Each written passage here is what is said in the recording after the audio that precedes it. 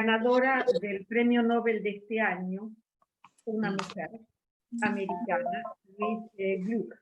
Y también, entonces, como no hablamos de la biografía, se ha escrito en estos días sobre ella a raíz del otorgamiento del premio, pero sí leer un poema. Y lo bueno de una poetisa es leerlo en ambos idiomas, en inglés y en español. Bien. Y tenemos aquí a una americana nativa que nos va a leer un poema de ella, que es Confession. Así que, Garbiñe, adelante. Empiezo. ¿Se me oye bien? Little by little. Sí, se te oye bien. Muy bien, muy bien. To say I am without fear, it wouldn't be true. I'm afraid of sickness, humiliation. Like anyone, I have my dreams, but I've learned to hide them to protect myself. From fulfillment, all happiness attracts the fate's anger. They are sisters, savages. In the end, they have no emotion but envy. Y ahora en castellano, ¿lo puedes leer? ¿Lo tienes en mano o quieres que lo lea yo, Garbiñe? No, ahora léelo tú, ¿no, Cristina, en castellano? Bueno, como quieras. No, leo yo, me da igual. Mentiría si digo que no tengo miedo. Le temo a la enfermedad, a la humillación. Como todo el mundo, tengo mis sueños, pero he aprendido a esconderlos, a cuidarme a mí misma de la plenitud. Cualquier felicidad atrae a las furias del destino. Son hermanas, salvajes. No poseen ningún tipo de emoción, solo envidia. En general, a mí me gusta este poema, pero como toda la poesía, por lo que poco que he podido leer de ella, es una poesía que habla mucho de la muerte, del tiempo, etc. Y entonces, para un día que va a ser dedicado a Onetti, pensamos que esto era lo suficientemente suave. Que conste que nos ha costado encontrar una que no fuese terrible. Que no nos cortáramos las venas entre una cosa y otra, ¿no? Sí, nos ha costado. Pero no, muy bonita, pesimista, desde luego, también es súper pesimista. Sí, mira, Ana Eugenia, te vamos a mandar las dos. Digo, sí. Te vamos a mandar las dos, en español y en inglés, si te parece. Sí. Para que subas al blog. Buena idea. Y así lo pones en el blog de la tertulia. Claro, buenísima idea. Sí, yo lo que vi en algunas que toma mucho lo cotidiano, que como que, como el poeta francés, que ahora no me sale el nombre en este momento, ya me va a salir, que va... Verlaine, ¿no? ¿Cómo? Verlaine. No Verlaine, mucho más contemporáneo. Ese que dice, yo mis le sucre d'anatas de café, yo, bueno, yo sí. que él se va, bueno, no me sale ahora el nombre, súper conocido, sí. La verdad es que es muy de detalles, muy cotidiano. Entonces sus sentimientos los expresa mucho en lo cotidiano. Por eso la lluvia, pero a veces también va diciendo lo que hace y sus sentimientos es como que afloran también en esa cotidianidad, en esa poesía intimista. Me pareció interesante, yo la verdad que no la conocía, ganó parece que un premio Pulitzer, la verdad que no sé si la escritora que hubiera elegido viendo tantas, ¿no? Pero bueno, eso lo sabrán los que eligen. De todas maneras, me dio esa sensación que sí, que es por supuesto pesimista, que tiene, pero que mucho muestra eso, el problema del tiempo, del venir del tiempo, de la muerte, etcétera, pero todas esas emociones volcadas en un lenguaje aparentemente simple, pero cotidiano, lo de todos los días. O sea, es un lenguaje sencillo, pero que nos transmite ideas así como muy, muy fuertes, ¿no? Esa fue la sensación de las poesías que leí todo lo que pude encontrar ahí por internet, porque la verdad que no la conocía para nada. Tú hablas de Jacques Prévert. Tú hablas de Jacques Prévert. Jacques Prévert, ahí está. Eso. Pero Jacques Prévert, bueno, sí, más suave. ¿Cómo se llama? Déjeuner du matin. Eso, Déjeuner du matin. Déjeuner du matin, sí. Que es muy bonito, sí, son muy bonitos. Es preciosa. Es precioso, pero también él toma así mucho lo cotidiano, ¿no? Para expresar sus emociones. Louise Gluck es muy afamada en Estados Unidos, publica en muchísimos lados, y justamente el otro día recibí el último número, antes de que le otorgaran el premio Nobel, de la revista del New York Review of Books, y ella le publican, y si le publican ahí en esa revista es porque realmente es alguien de de No, mucho seguro. peso y de mucha calidad. Pero reconozcamos que es una poesía Sí, que tiene sus cosas, ¿no? sí. Bueno, Eso, Habla muchísimo de la muerte, de la sí. enfermedad, de la enfermedad. tristeza, es como una depresión continua, ¿no? Mm. No es algo para un día de lluvia, vaya. No, No. pero ella pone mucha lluvia, de hecho. Cristina, perdona, ¿qué revista has mencionado? Que ya... The New York Review of Books. Ah, Que no es ok. el New York Times, no, No. no. Sí. Es The New York Review of Books. Mm. Es tal vez la más importante publicación en su tipo. Sí, un poco como era el Fígaro literario. Ujú. Es muy afamada y es muy buena realmente. Tiene artículos fantásticos. Sí. En Inglaterra está su equivalente, que es el London Review of Books, pero a mí me gusta más el New York Review of Books. Quizás en el mundo nuestro no llegó tanto, ¿no? Porque bueno, traducido hay, pero no sé si tanto hay traducido tampoco en inglés, No, pero además como pierde mucho en la traducción, ¿verdad, Cristina? siempre la poesía Sí, pierde. además como el ritmo, hay algo en Sí, el ritmo, Siempre la sí. poesía, sí, siempre en la poesía se pierde mucho más. es complicado. De todas maneras, la traducción que ha leído Cristina no está mal, ¿eh? Está bastante No. bien. Sí, No, y la- pero no sé, lo que comenta Sol, no tiene el ritmo, no tiene la fuerza que tiene en inglés. Es que en inglés es bonita, Sí, la muy sonoridad bonita, de la poesía esta en es inglés es bonita. Sí, preciosa. exactamente. Además, claro, la he leído yo, que la he leído también. Claro, sí, Claro. eso también.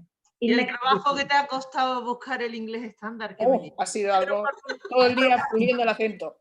Pero por lo menos la traducción, pero al menos la traducción, las imágenes las pesca, porque hay traducciones que te dan otras imágenes. O sea que en eso, es verdad, es lo que dice Ana Eugenia, que las imágenes están Sí. logradas. Sí, La armonía o el ritmo interno, sí, en Pero general. también, si te fijas bien en la traducción, también ha intentado hacerlo, ¿eh? sí, ha sido una buena intentona. Yo lo que creo es que el que lo ha traducido no es mal traductor, pero la No, poesía tiene lo suyo. Claro que La sí. poesía, la poesía no es como la prosa, ¿no? Date cuenta que es el metro que tiene, eso en castellano no lo tiene igual en inglés. Es que es Ah, evidente. Hay que la hacer un poesía apaño, es muy un difícil de apaño. traducir. Ya no el metro de la métrica, sino No, el ritmo interno. El Pero ritmo también interno. la sonoridad. Para mí porque eso es lo más difícil, el ritmo Claro. interno. Bueno, Cristina, ¿nos puedes hablar sobre Onetti, por favor? Muy breve, muy Vale. breve. Onetti nació en Montevideo en 1909 y fallece en Madrid en 1994. Yo creo que es sin duda uno de los grandes escritores de nuestra lengua, aunque no recomendé el libro. No tan leído como lo merece. La obra realmente sí, es compleja, es difícil, pero creo que vale la pena asomarse a él. Onetti, un niño montevideano de clase media, deja los estudios formales en la adolescencia, apenas cursa lo que sería la escuela secundaria, y empieza a trabajar en oficios diversos, pero lo que lo caracteriza es que desde muy niño él es un lector voraz, y que ya desde los 13, 14 años empieza a escribir, a la manera de entonces, pero lo importante es cómo él empieza a leer y qué tipo de lecturas él hace. Él lee en inglés y lee en francés, y además luego ya de la adulta empieza a traducir libros importantes, del inglés sobre todo. Él es montevideano, los argentinos diríamos es rioplatense, y realmente hay una literatura rioplatense, y él es un personaje rioplatense. ¿Por qué destaco esto? Porque la vida de él, hasta que se exilia, transcurre entre Buenos Aires y Montevideo. Ya muy joven, desde a los 21 años, o los 20, 21 años, se va a vivir a la Argentina, también haciendo trabajos diversos, y de alguna manera él va como pescando lo que son las cosas de una ciudad, y no solamente que el rascacielo o esto lo otro, sino también ese mundo de más abajo. Él entra en contacto con una realidad que no es la realidad del Buenos Aires elegante, ni tampoco la del Montevideo elegante. Y ya se casa a los 21 años, tienen un hijo, se casa con una prima hermana. Esto lo que voy a decir no es a título de cotilleo, no es a título de cotilleo, sino para ver un aspecto bastante importante o bastante central de la obra de Onetti. Él se casa con María Amalia Onetti, su prima hermana, de la cual luego se divorcia, y se casa con la hermana de María Amalia, con María Julia Onetti. Luego se vuelve, después él se casa por tercera vez con una holandesa en el año 45, que es holandesa, pero no tengo claro, porque eso no lo pude encontrar, si es holandesa o de origen holandés que vivía en la Argentina, compañera de ella, que es Elizabeth Peckenham, que ella será la madre de su hija, de Isabel Onetti. Y luego, y es esta Isabel, o Elizabeth, la que le presenta a su cuarta y definitiva esposa, que es Dorothea Moore, a quien Onetti en un libro la define y se lo dedica como ese inefable perro de la dicha. Por eso creo que es muy importante esto, que ya digo, no es cotilleo, sino ver cómo él tiene esta vinculación con las mujeres. Y es muy interesante sobre este tema leer los perfiles que Leila Guerriero, en un libro muy bueno que se llama Plano Americano, hizo de Dorothea Moore, la cuarta esposa de Onetti, y también de una poeta muy, muy importante uruguaya, que fue Idea Vilariño, que fue amante también de Onetti. Porque esa es la compleja relación que tiene Onetti con las mujeres, y que ya lo vamos a ver en su obra. Él vuelve a Buenos Aires, va a Montevideo, estuvo varias veces yendo y viniendo, trabaja en la agencia Reuters, primero en Montevideo y luego en Buenos Aires. Y además, él trabaja como periodista y es secretario de redacción de un mítico semanario uruguayo, que es Marcha. Las argentinas seguramente algo nos suena porque fue muy importante para la cultura rioplatense hasta que terminó la publicación en el año 74 con la dictadura militar en Uruguay. Y en Buenos Aires él escribe un libro que sería como el primer gran libro de Onetti, que es El Pozo. Que es un libro, ¿no? ¿Cómo? ¿Perdona? El Pozo, ¿no? El Pozo. Sí, El Pozo. Que es como una novela, ¿no? Es una novela, no llega a 100 páginas. Es un libro que ya define un poco bastante, y ahora lo vamos a ver porque lo que Onetti nos quiere decir sobre distintas cosas. Ahí están las bases de alguna de sus cosas. Y luego publica una serie de cuentos, entre ellos uno espléndido, que lo recomiendo, que es Un sueño realizado, y otro, en los años también 40, que es Bienvenido II. Y luego ya la novela fundante de Santa María y de muchas otras cosas de Onetti, en el año 50 él publica La vida breve. Ese es un libro complejo, pero vale la pena leerlo.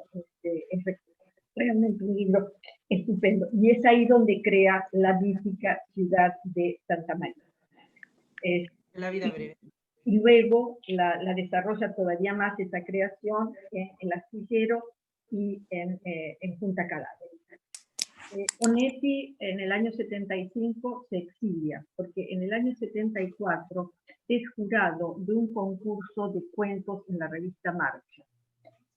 Es un episodio muy complejo. Él estuvo preso durante 9 meses porque el cuento ganador de ese concurso habla de un torturador y de la víctima de tortura.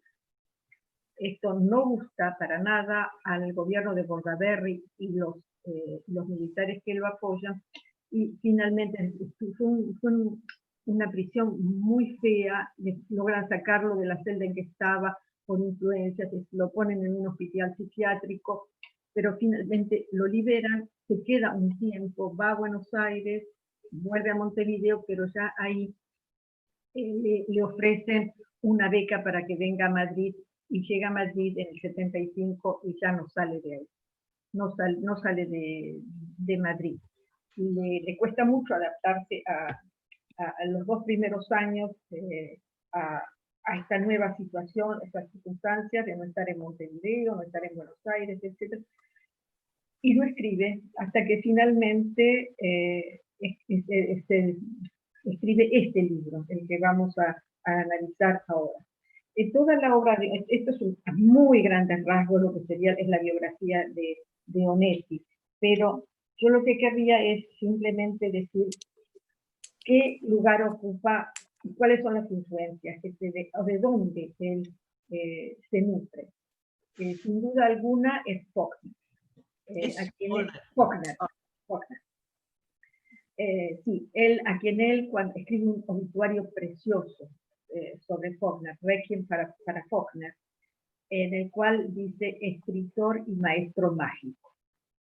Era profundamente admirador de Faulkner e incluso en algún momento en una entrevista, cuando yo estaba en España, él dice, no estoy leyendo Faulkner, tengo ahí Absalón para leer nuevamente y no puedo. Le pregunta a la periodista, ¿por qué? Porque me da mucha envidia. Esa era la admiración que él le tenía, pero también él admira mucho a Slen, el viaje hacia la noche, el libro El viaje hacia la noche, ¿cómo es el del francés? A ver si alguien me ayuda. Ahora no me puedo acordar. ¿Pero quién es? Selen.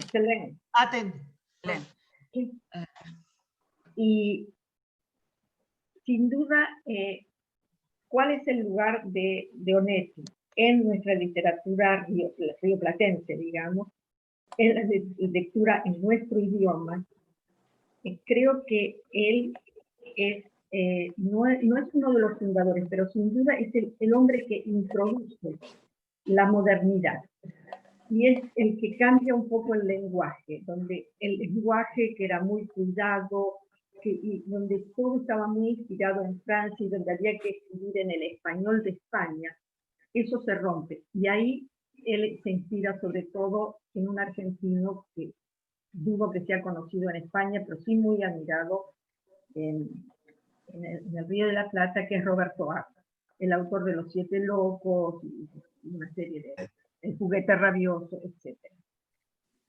Y es el hombre de la ciudad, pero de esa ciudad que no refleja la cosa elegante. Y es Onetti el que introduce de alguna manera la modernidad al hombre contemporáneo.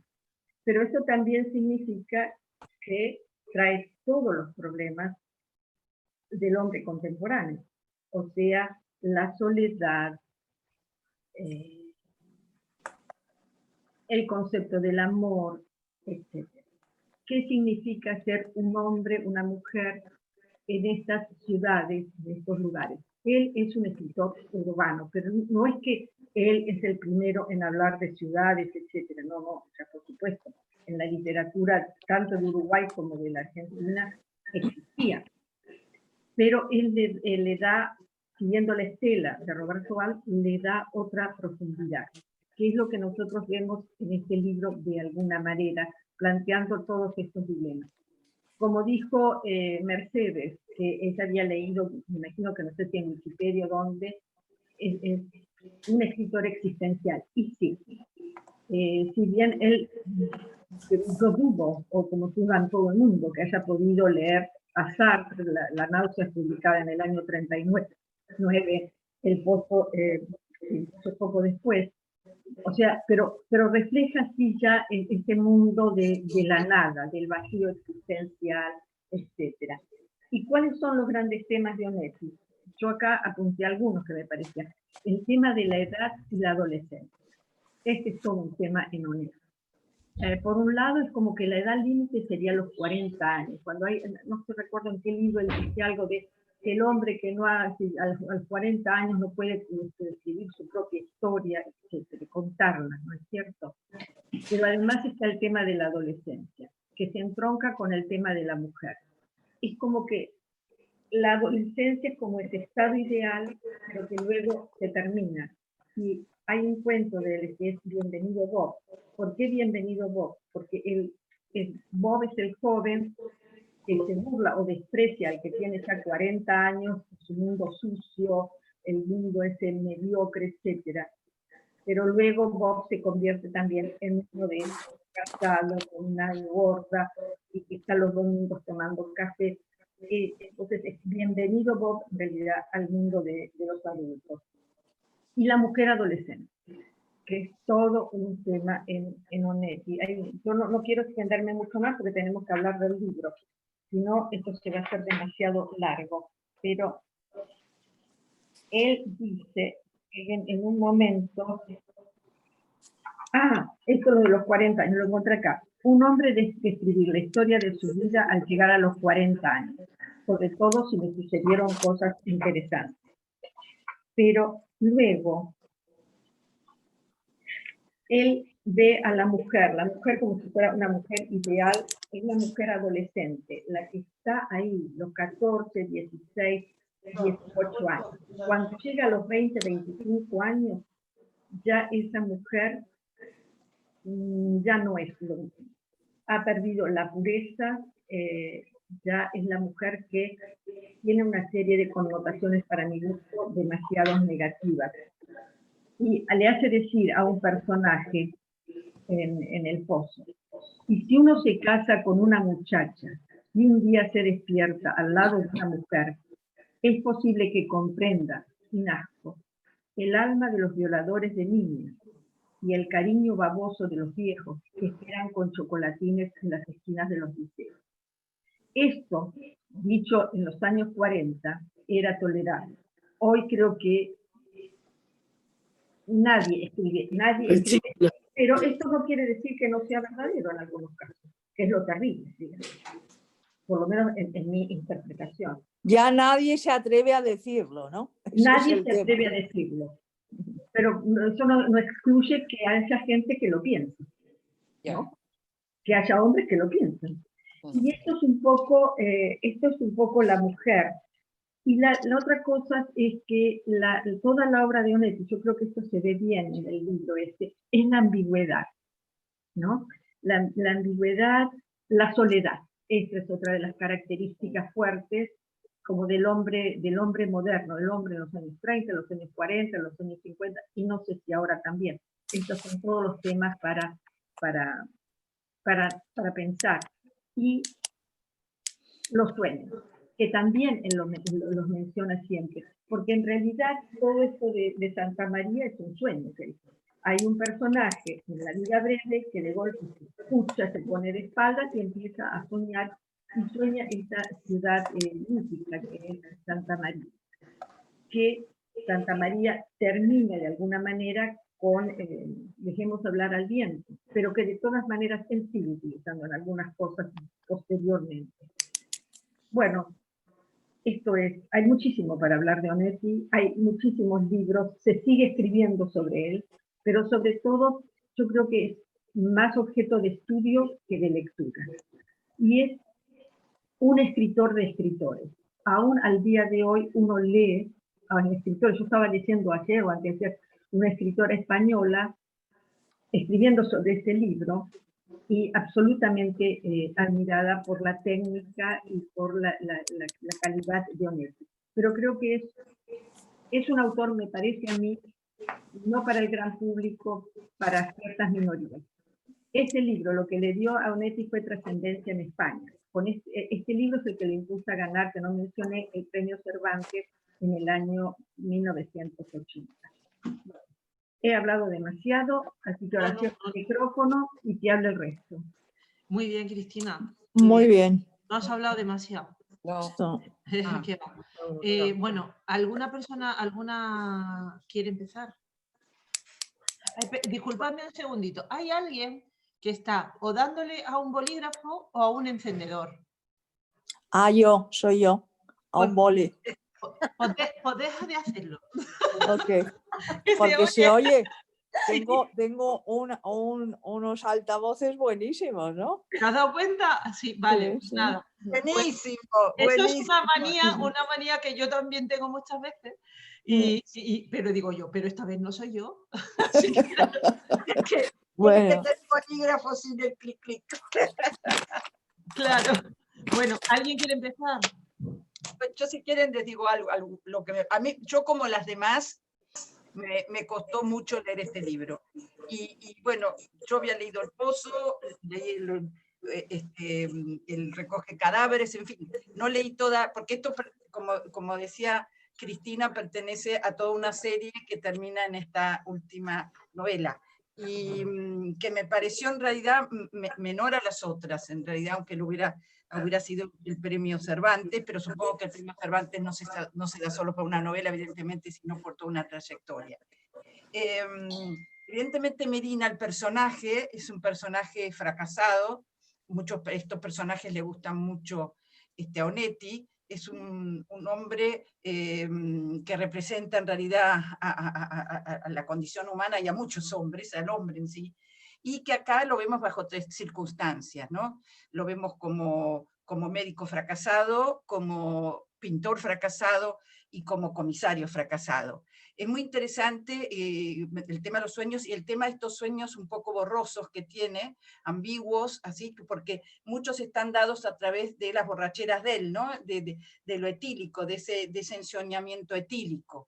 Que está muy bien logrado, que al principio pues que nos va mareando también a nosotros, y además vemos todo como muy desordenado, muy caótico, y nos agarramos la cabeza. Recién al final notamos que las cosas se van encajando unas con otras, pero la verdad hay mucha novela que estamos como perdidísimos, ¿no? En la borrachera y en los sueños etílicos del personaje. Yo creo que él, bueno, después está muy interesante es el personaje de la prostituta, ¿no? Que la prostituta es la que va a estar vinculada con él, sobre todo en la etapa de pintor, porque es la que lo va a apoyar y la que tiene este hijo que no sabe si es hijo y tal, y que de alguna manera representa lo que podría ser la reivindicación del personaje, porque él busca de alguna manera tratar de vivir en este mundo que tan traicionero, que los personajes son traicioneros, lleno de angustia, lleno de corrupción, lleno de miserias que vamos viendo, pero él trata de tener, sabiendo que eso es la vida, trata en algún momento de vivirla. Y es un hombre que busca la afectividad como si fuera una desesperadamente, o sea, que el amor lo busca, digamos, en un punto. Incluso a su hijo dice, no puedo quererlo, pero, o sea, quiere como quererlo, a pesar que sea hijo o no hijo, pero no alcanza, no puede hacerlo. Solo, digamos, alguna salvación se ve en esa pareja viejita que vemos, que están casados hace muchísimo tiempo, que venden cuerdas de violines, y bueno, digamos, un amor así en que hay ternura y otros elementos, que digamos que son los únicos personajes que vemos que de alguna manera tienen en el que aparece esta idea del amor. Es muy sintomático, muy impactante también cuando habla de la fe. Hay una frase muy lograda, impresionante, ¿no? Un hombre con fe es más peligroso que una bestia con hambre. ¿Dónde está? Espera, un hombre con fe. Bueno, un poquito antes, quiero decir a cualquiera que tuviese fe, no importa en qué cosa, a cualquiera que opine, sepa o actúe repitiendo pensamientos aprendidos o heredados. Un hombre con fe es más peligroso que una bestia con hambre. La fe los obliga a la acción, a la injusticia, al mal. Es bueno escucharlos asintiendo, medir en silencio cauteloso y cortés la intensidad de sus lepras y darle siempre la razón. Es duro, porque él en realidad es un ser justamente desolado, angustiado, porque él sufre la angustia del hombre, la incomunicación de ese hombre que él simboliza, del hombre actual, de su hombre actual. Es una sociedad deshumanizada y muestra esa deshumanización y el vacío de de su época, de nuestra época. En fin, pienso que de alguna manera puede decirse de todos. Una cosa que sí está dada en Medina, quizás es su tabla, en este mundo tan desolado y frustrante, es el tema de la lucidez. Él usa la razón, él analiza muy bien a los personajes que tiene enfrente. La razón le sirve para salvarse de la alienación total, de esa sensación de fracaso y alienación, porque muy lúcidamente analiza a Frida Giovanni, a todos los personajes que van apareciendo los analiza con gran lucidez, y eso es su rescate, pero esto no podía tener otro final que el que se nos ve venir, y quizás por eso también ese aire existencialista y demás, que es la destrucción total, porque todo ser humano va teniendo acciones un poco dispersas, un poco dentro de este mundo tan caótico, tan frustrante, pero el final no puede ser otro que la muerte de la persona, o la destrucción total, ¿no? Y ese Dios que tiene literario o artístico, mejor dicho, y demás, también en un momento dado desaparece, y no puede ocurrir otra cosa que la destrucción de un mundo. O sea, que es un mundo realmente desolado, caótico, y nos muestra una sociedad y una condición humana que también está dado por Frida, que si bien Frida nunca sabemos lo que realmente piensa, sí sabemos lo que dice y lo que hace. Pero como bien dijo Neti, muchas veces lo que se dice y lo que se hace no sirven para nada, son huecos, vacíos, porque no necesariamente representan quién es la persona ni es lo que piensa. Pero bueno, sí, evidentemente es una novela de desolación, de fracaso, de frustración, de deshumanización, de incomunicación, muy interesante, sin lugar a dudas, muy difícil de leer, y bueno, después ya no opino más, después opino, pero ahora, por ahora esa fue mi primera impresión, ¿no? Bueno, ¿alguien quiere continuar? Sí, Marité quiere continuar, te voy a reiniciar el audio. Ya lo tienes. Bueno, sí, yo desafortunadamente no fui capaz de pasar del primer cuarto del libro. Y bueno, no, eso no suele pasarme, pero con este libro y en este momento yo pienso también me fue imposible de seguir. Me produjo un malestar que dije, no, yo no tengo por qué hacerlo, no tengo por qué martirizarme. Pero una cosa que me gustó muchísimo y que me gustaría leerla, una frase que muestra cómo él crea este Santa María, ¿no? O en este caso, él no solamente está en Santa María, ahora tiene otro, ¿no? Que es la banda. Pero en uno de los capítulos, cuando él está en esta farmacia, que está lunes, miércoles y jueves de 7 a 8 en la farmacia, y encuentra a esta chica joven, y él está pensando, sí, quiero volver a Santa María, o no quiero, esta chica me puede ayudar, bueno. Pero entonces una frase que me gustó mucho, un párrafo, dice, es fácil dibujar un mapa del lugar y un plano de Santa María, además de darle nombre. Pero hay que poner una luz especial en cada casa de negocio, en cada zaguán y en cada esquina.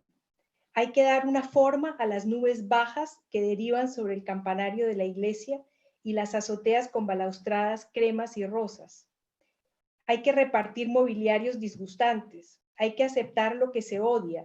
Hay que acarrear gente de no se sabe dónde para que habiten, ensucien, conmuevan, sean felices y malgasten, ¿no? Entonces, es una idea muy linda de cómo él crea este Santa María y los elementos que él necesita ponerle. Pero más desafortunadamente no puedo decir. Muy bien, muy bien, Marité. ¿Alguien quiere continuar?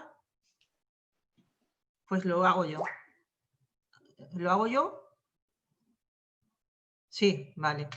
Bueno, pues a ver, yo me he leído este libro pues como mínimo 4 veces y luego a trozos, ¿no? La primera vez que me lo leí me resultó tan desconcertante que digo, esto quiero leerlo con las niñas de Amón. Quiero leerlo en la tertulia porque tengo la impresión de que aquí hay algo muy, muy genial, pero que yo no soy capaz de... A mí se me escapa esto de alguna manera y seguro que entre todas pues podemos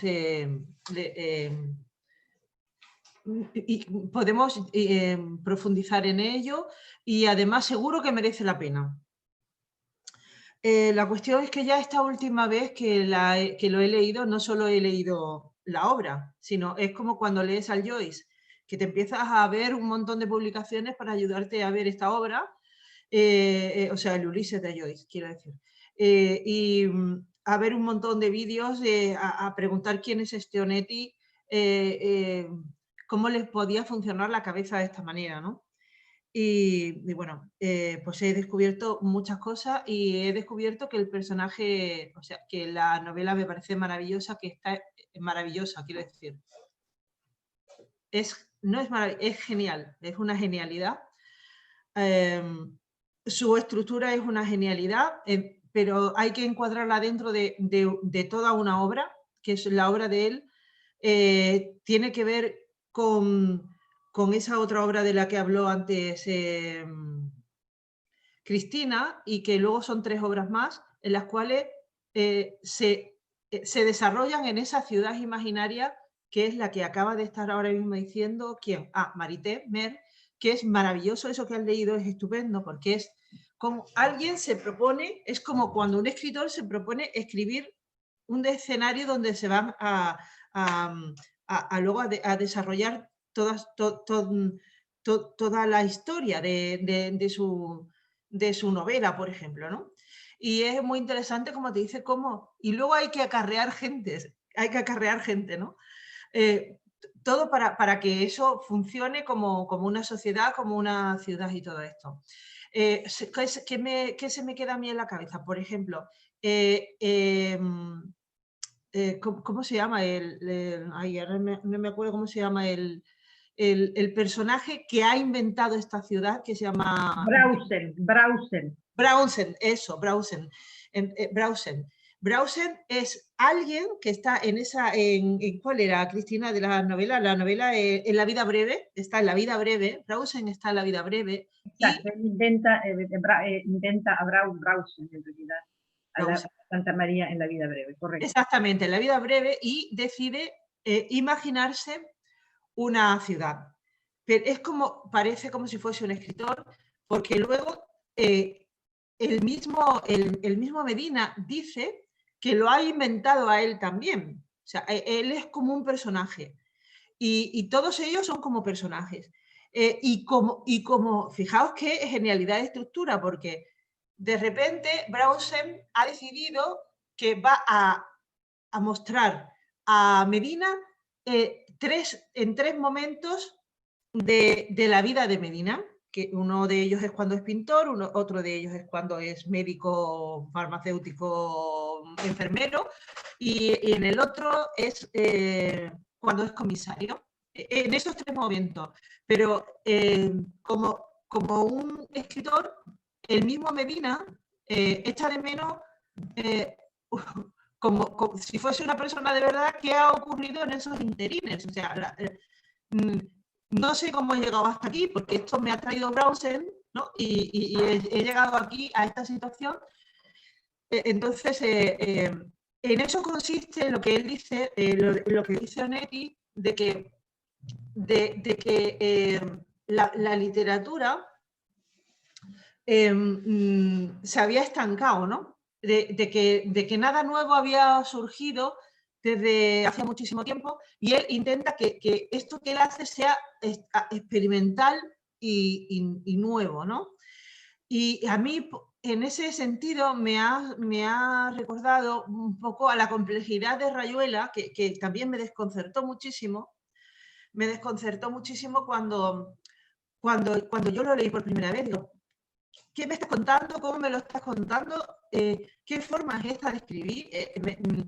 Y bueno, de hecho, hasta la última vez que hace poco volví a leer Rayuela, no he conseguido, no es comprenderlo, sino aceptarlo. Tú no puedes comprender a Onetti ni puedes comprender a Cortázar. Es una cuestión de aceptarlo. Él es el escritor, él es el que manda, él es el que quiere poner al personaje ahí y lo pone cuando le da la gana, porque para eso manda, ¿no? Y eso me parece interesantísimo como estructura. Eso no quita que esto sea una pelea con la obra, una pelea que solo he conseguido disfrutarla si la leía en voz alta. ¿Por qué? Porque merecía la pena la prosa. La prosa es increíble, las descripciones son maravillosas. Entonces, sí que merecía la pena el esfuerzo mental. Pero siento mucho por un lado, haberos propuesto esta obra, pero por otro lado, me parece que las mujeres universitarias de Marbella teníamos que leerlo, porque es un reto, porque no nos podemos permitir dedicarnos a lo fácil, nos tenemos que retar a nosotras mismas, nos tenemos que sentir que se nos mueva. Hemos leído tanto, hemos leído mucho y tenemos que dejar de pensar que somos el huevo duro del picnic, vamos, que somos capaces de todo. No, hay gente que escribe por encima y que todavía nos queda mucho que aprender, me parece a mí. Y bueno, hay cosas, por ejemplo, que se me han quedado ahí que aún no consigo comprender. Si la banda, por ejemplo, es un lugar real y Santa María es imaginario, o si son los dos imaginarios, puesto que el personaje es como un personaje de Brownsend. Entonces, este libro es todo una imaginación de aquel Brownsend de la primera novela, o sea, de la vida breve. Es, no sé, como un camino que ha cogido, ¿no?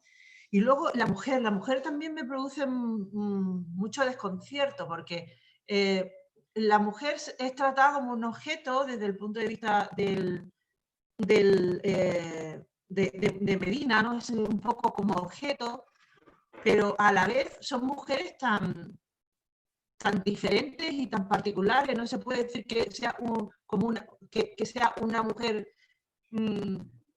algo así, ¿no? Una carne, sino para empezar tenemos a una mujer, una de ellas que es una transexual, porque yo creo que he llegado hasta ahí a pensar que Frieda es una transexual, y transexual, y encima que le gustaban las mujeres, o sea que es una cosa que yo he estudiado cuando he estudiado la sexualidad, de las diferentes sexualidades, pero realmente tampoco me había encontrado ninguna. Y Onetti es un ser muy, muy retorcido, ¿no? Muy retorcido por llegar él solo a este tipo de conclusiones que realmente la tamaña diversidad se está hablando de ella ahora, ¿no? De personas que nacen hombres, que quieren ser mujeres, pero además su opción sexual es otra mujer. O sea, que es una complicación, ¿no? Pero, bueno, y luego por las demás también me parecen mujeres con cierto empoderamiento dentro de esta, o sea, tenían cierto poder sobre Medina, a pesar de que Medina las trataba como un objeto. Es muy complicado el tema de la cronología, o sea, lo mismo te habla del presente, del pasado, o no se sabe, te tienes que adentrar y estar muy pendiente de qué es lo que te está contando e intentar en el puzzle que se te forma en la cabeza saber si esto ha ocurrido antes o si ha ocurrido después. Y bueno, pues eso, luego de lo que habéis hablado, de la insatisfacción, de la inhumanidad, de ese mundo decadente y terrible que son las drogas, las adicciones, la incomprensión. Y es como cuando yo una vez fui al Museo Segarviña, que está frente al Metropolitan, que es el New Museum. En el New Museum, ¿te acuerdas? Ese museo que es en el que hay muchas obras que hablan sobre el Holocausto. ¿Sí? Dime, Es Cristina. la familia Lover, ¿no es ese? Sí. ¿No es Museum? ¿No es ese, Garbiñe? Sí, que son judíos, sí. Sí. Pues había unos cuadros que hablaban de desastre, de genocidio, de una serie de cuestiones muy duras, pero había cierta belleza, una belleza que era durísima, pero era una gran belleza en ellos, y eso me lo ha recordado muchísimo. Y bueno, es una cosa que no entiendo. El museo, perdona, ¿te refieres al Museo Neue Gallery? ¿El que está en Nueva York? Ese es el que está enfrente del Metropolitan, más o menos. De oro, Sí, sí. Eso. Y luego, una cosa... Se te oye mal, Garbiñe, creo que es el micro. Vale. Y luego, una cosa que todavía no consigo comprender, ¿por qué le ha puesto... Bueno, claro, dejemos hablar al viento, es un propósito, ¿no? Un propósito de lo que va a ocurrir o de lo que ha ocurrido, porque no sé si ha puesto el título después de haber escrito, ¿no?, la obra. Pero es un verso de un poema de Ezra Pound, y es que este señor, Ezra Pound, es un traidor de guerra. Los partisanos lo metieron luego en la cárcel y estuvo muchísimo tiempo metido porque, por lo visto, apoyó a los nazis. Y es que este mismo dijo: mi obra fue la obra de un imbécil. Pero este es el lema, ¿no, Ana? ¿Eh? No sé. El título no viene del poema de Ezra Pound que él cita al comienzo, en inglés. Sí, eso es.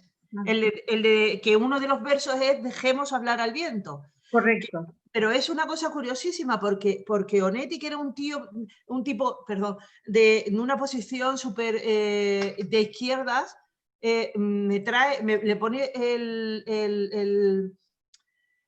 el título de una persona que fue encarcelado por ser colaboracionista con los nazis, y qué más, que eso es lo que estaba diciendo, que dice él.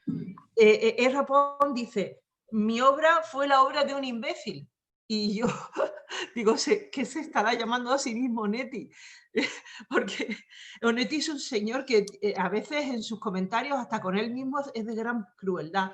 A mí, por ejemplo, me ha desencantado muchísimo cómo trata a Mario Vargas Llosa, y Mario Vargas Llosa tiene adoración por él. Es una cosa curiosísima. Y bueno, paso la palabra porque me he pasado. Gracias. Quería comentarte algo. Bueno, Onetti no es muy izquierdista. Era así, estaba como toda la gente de Marx y los uruguayos de esa época, era más un hombre progresista, digamos. Y nunca quería decir ni por quién votaba ni nada.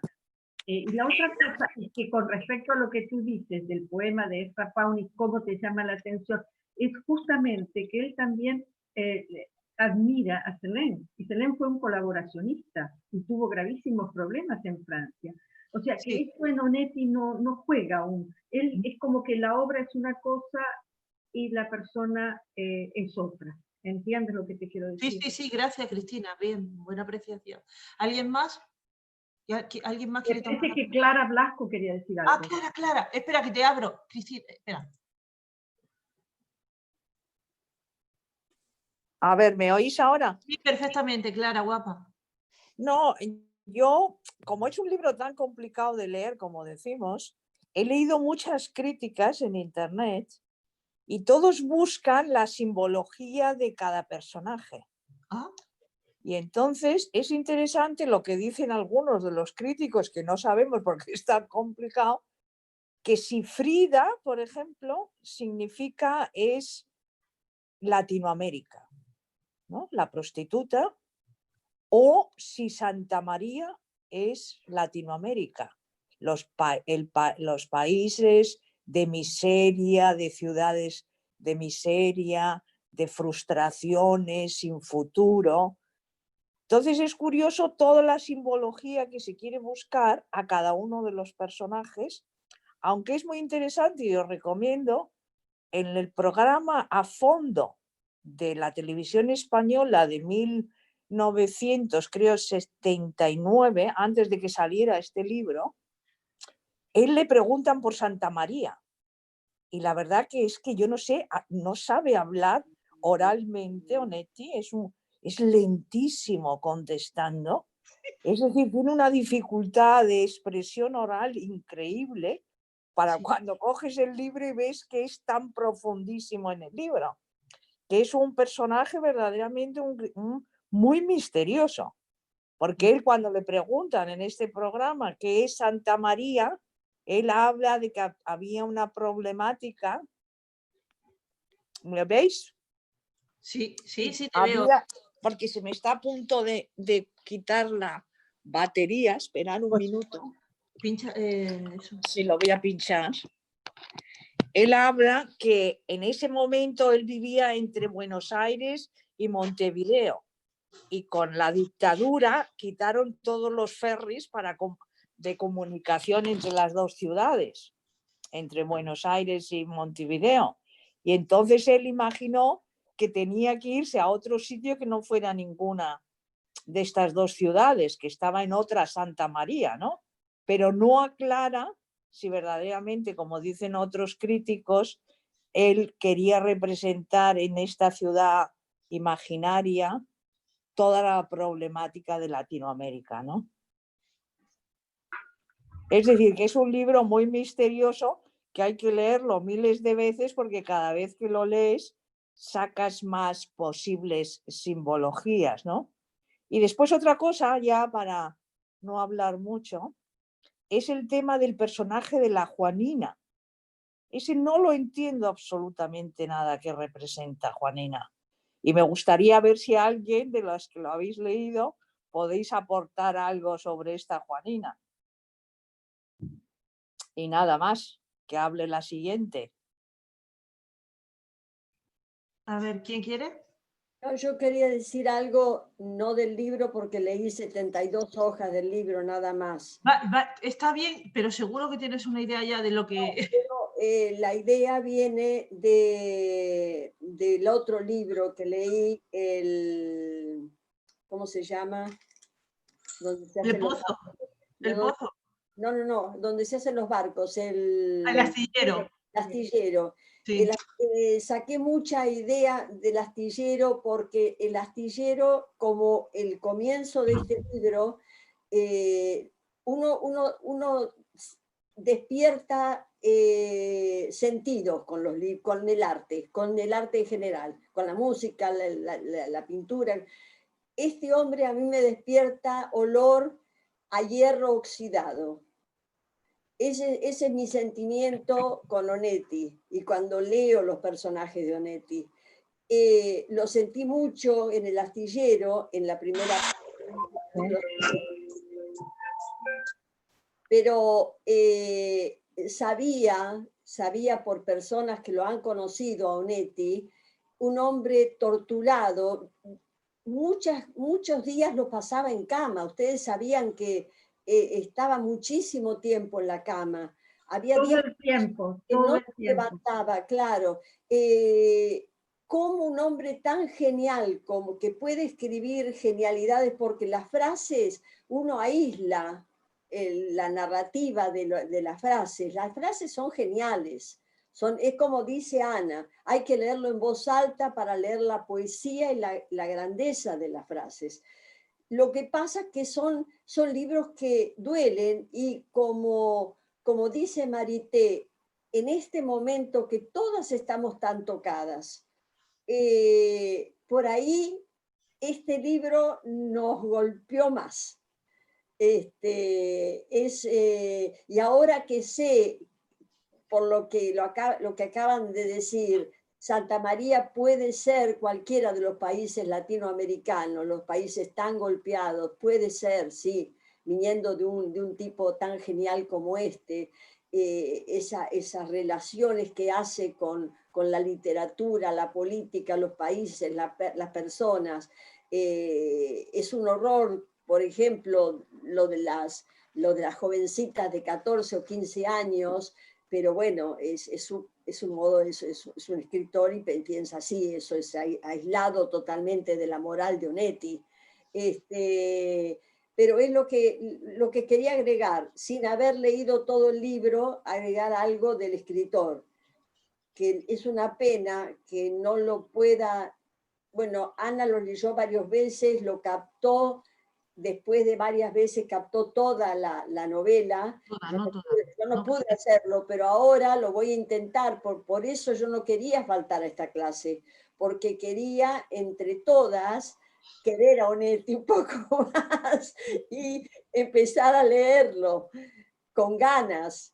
Sí, estabas buscando la motivación, exacto. Estaba buscando que me den ganas y las posibilidades de entender algo muy superior. Hemos leído libros muy buenos, Pamuk, que creo que era uno, Nemirovsky, hemos leído libros muy buenos, pero con una narrativa más conocida, más diaria, más humana, más... Este hombre es un delirio a veces. Son delirios que cuesta entenderlo. Esos saltos que da, los personajes son muy ácidos, muy oscuros. Es toda una cosa, el libro inspira oscuridad. Pero bueno, ahora a partir de ahora me lo voy a proponer. Es un libro pequeño, es proponérmelo nada más y darle la oportunidad, darme la oportunidad de aprender yo más. Gracias, Mirina. Muy bien, muy bien. Corazón. Cristina Malena, por favor. Sí, yo me siento un poco con este tema de que Santa María es América Latina. No creo que estuviera en la cabeza de Onetti, me da toda la sensación.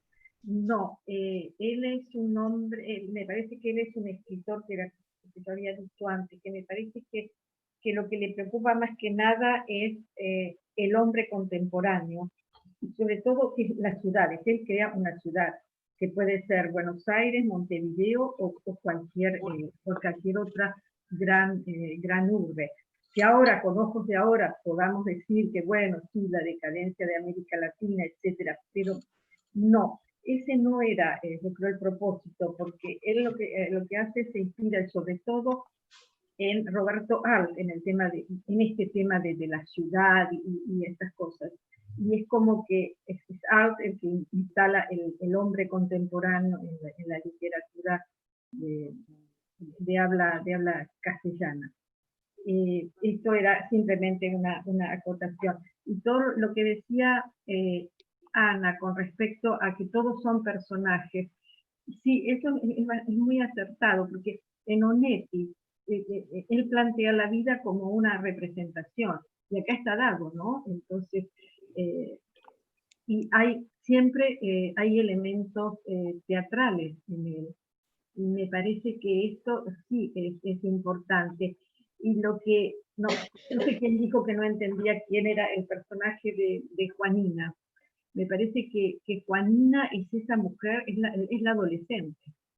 Es la adolescente que después pierde la pureza, que además se convierte en una mentirosa, porque primero dice que estaba embarazada, que después no, que el amor, etcétera, que lo engaña después de... Pero es porque Juanina, que era un ser así aparentemente como inocente y medio desvalido frente al río,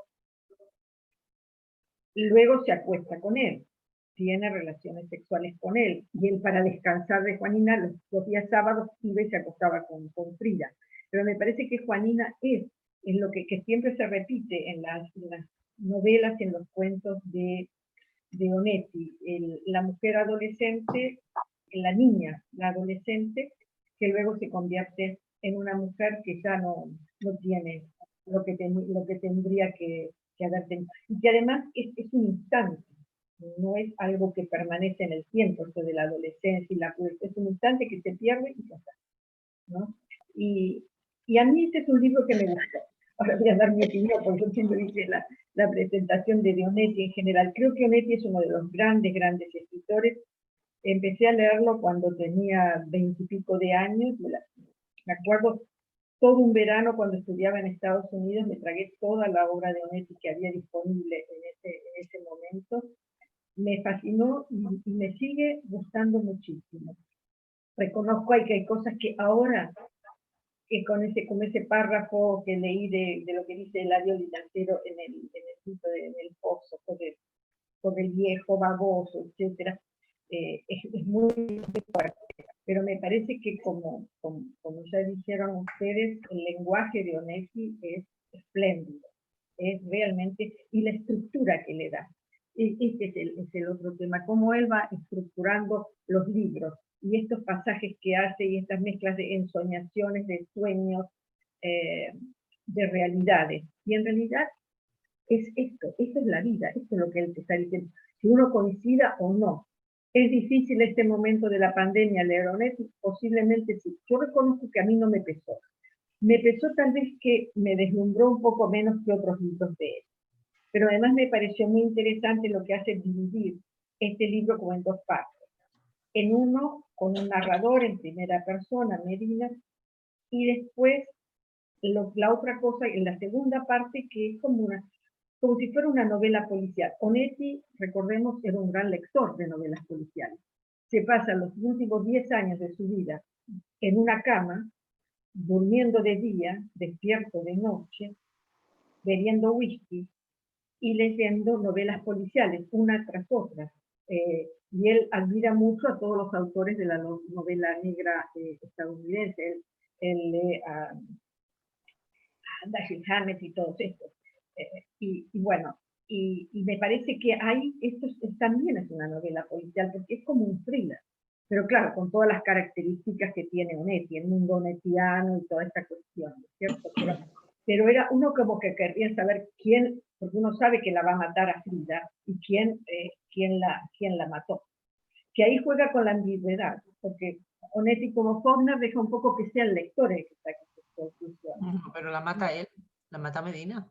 La mata él, pero la carta que deja Julián Seoane Sí.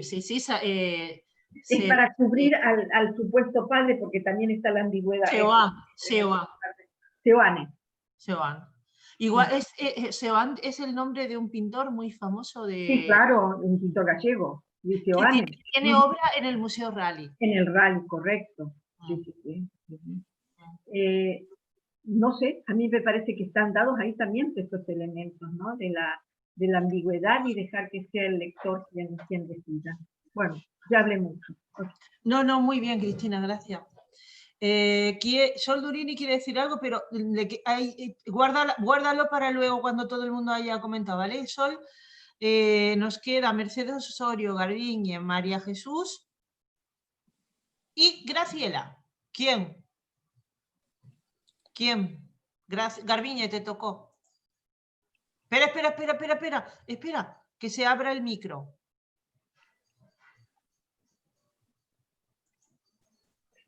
Ya. Bueno, es que no puedo decir gran cosa porque es que no he leído todo el libro. Me ha pasado un poco lo de Amarité. Empecé a leerlo y dije, ¿yo qué he hecho para merecerme esto? Además de la pandemia. No. Digo, no, Garbiñe, tienes que ser seria, hay que leer estas cosas porque estas cosas te elevan. Y resulta que seguía leyendo y no me elevaba ni pizca. Nada, ¿no? Me desesperaba. Y además, mira, ha habido una cosa, o sea, no me ha gustado, pero yo también pienso que igual es por el momento. A ver, está escrito maravillosamente, domina la prosa, tiene un vocabulario específico y rico, pero es que es de una complicidad, de una complicación que a mí me costaba mucho.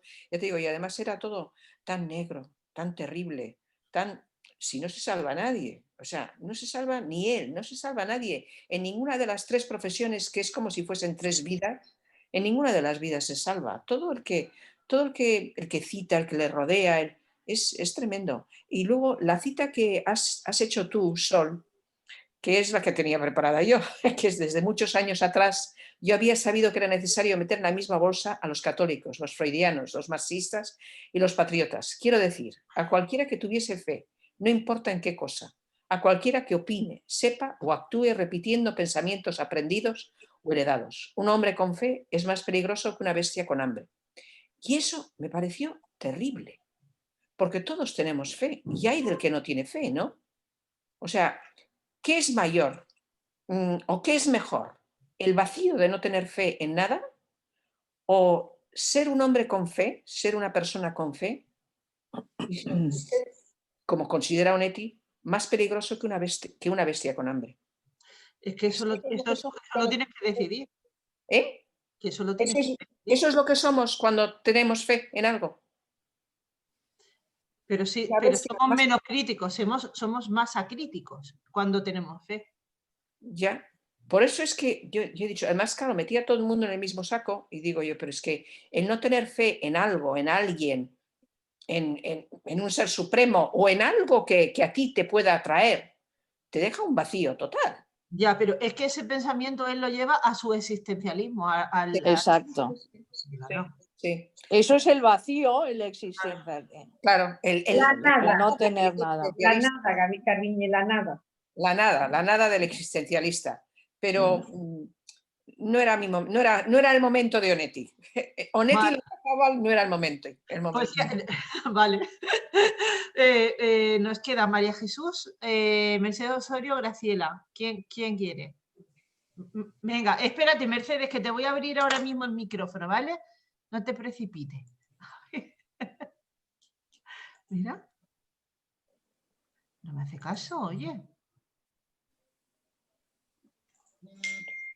Lo puede abrir ella si quiere también. Sí, pero yo creo que es que ella le está dando con Ahora, el pelo. Ahí ahora. está radical el problema, que le damos las dos.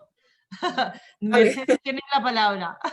Bueno, yo la verdad es que he aprendido muchísimo de vosotras porque he rechazado la novela de plano, pero también me quedaba el regustillo de saber cuál era el motivo por el que yo no lo entendía. Y realmente me lo habéis aclarado un poco entre todas. Primero, me parece un hombre que hace un canto, como persona, un canto a la inestabilidad emocional. Es una cosa que no controla, le puede todo, le lleva como un títere para todos los lados, y eso es una de las cosas. Luego, me recuerda que si él ha sido el que ha hecho que cambiara el estilo de la literatura, me recuerda un poco a Picasso, en dos frases que tienen los dos que se definen. Picasso decía, yo pinto tonterías y me las compran. Y él dice, mi obra fue la obra de un imbécil, con lo cual están muy próximos uno del otro. Y luego es un genio de la literatura que pretende que el lector no entienda nada, pero le parezca genial.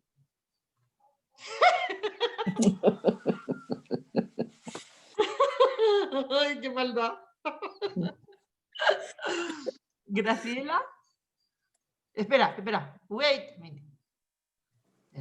Yo no voy a decir nada porque ni siquiera he estado con vosotras. Estaba en un tema de Amun, pero por otro lado, este rato. Así que lo dejo para otra oportunidad, chicas. ¿Has leído alguna vez a Onetti, Graciela?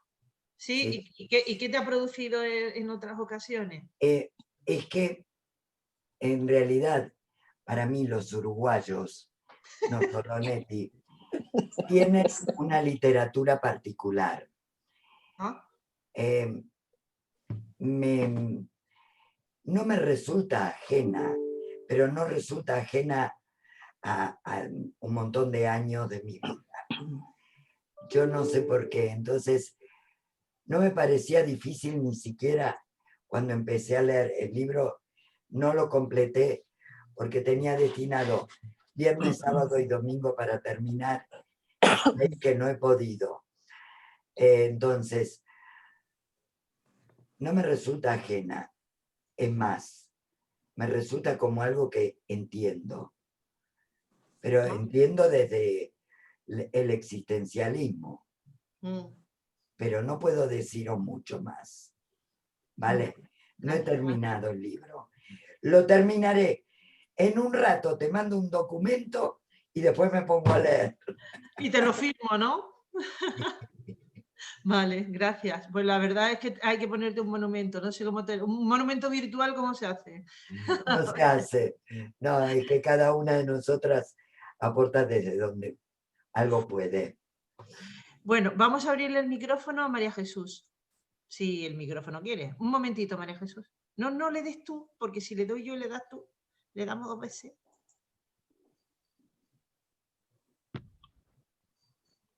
¿No ves? ¿Le da? No se te oye, María Jesús. Perdona que te diga.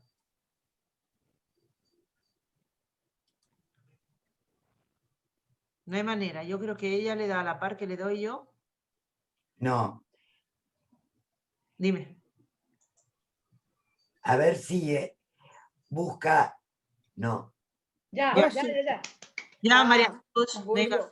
Oye, es la primera tertulia que es, literaria vuestra, y entonces no sabía que al apuntarme iba a tener que participar, pero me interesaba No, muchísimo. solo te damos la palabra por si te apetece. Ya, pues me ha interesado muchísimo, me ha parecido un análisis bueno, que me ha abierto, ahora me apetece muchísimo leer el libro, que no lo he leído, y me va a hacer reflexionar. Me parece que es de un nivel altísimo, porque lo conocéis muy bien, y bueno, que me ha encantado. Nada más. Muchas gracias. Muchas gracias. A ver, ¿nos queda alguien? Mercedes Osorio. Mercedes Osorio ha hablado ya, ¿no? Claro. ¿Quién nos queda? Nos queda Sol Durini, que había pedido la palabra. Espera, Sol, que te estoy dando la palabra. La voz y la palabra.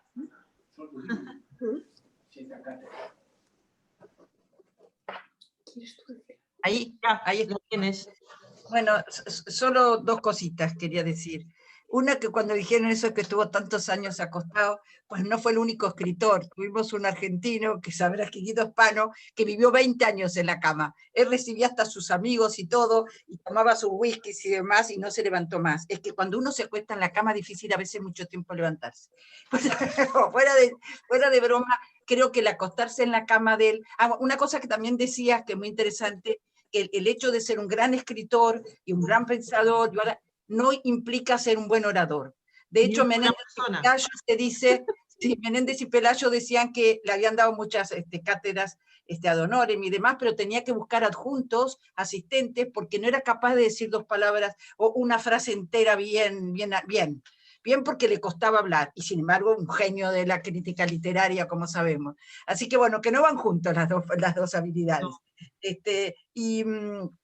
Y bueno, con respecto a él, yo quería, una cosa que nombramos hacia el pasar, pero que es interesante y que me impactó mucho, es el tema sensorial, ¿no? Por ejemplo, esa luz en Mortecina está mucho la madrugada, esa luz fría de la madrugada, esa luz un poco que te desconcierta, que te trae cierto desamparo, la utiliza muchísimo.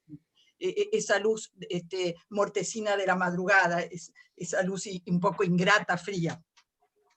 Y los olores me impresionaron mucho. Ese olor a rancio, a prostitución, a barato, no sé si la palabra es barato, a cosa usada. En muchos momentos está eso sensorial, ese olor que se te pega a la piel y que te da una sensación de desagrado en general, porque son situaciones y personajes que viven en esos sudores y en esos olores y en esos ambientes de olores enrarecidos. O sea, una cosa así, muy impactante lo sensorial en él.